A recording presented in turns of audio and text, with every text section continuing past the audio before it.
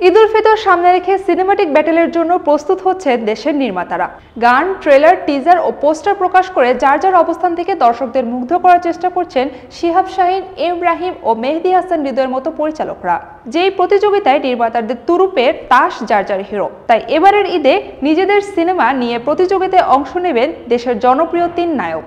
আসছে ঈদে কোন কোন সিনেমা মুক্তি পাবে এরই মধ্যে তার একটা তোড়জোড় শুরু হয়ে গেছে। প্রযোজক ও পরিচালকরা প্রস্তুতি নিতে শুরু করেছেন।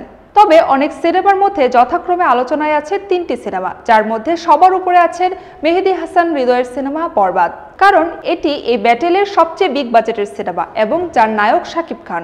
এবারের ঈদে শিহাব শাহীন পরিচালিত দাগি সিনেমা নিয়েও আলোচনা তুঙ্গে, যার ট্রেলার এরই মধ্যে সবাইকে চমকে দিয়েছেন আফরান নিশো।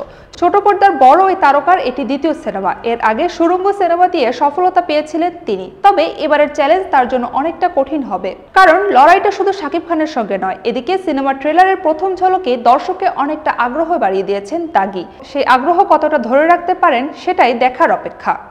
ঈদে মুক্তির ঘোষণা দেওয়া সিনেমার মধ্যে অন্যতম আকর্ষণ সিয়াম আহমেদের জঙ্গলি।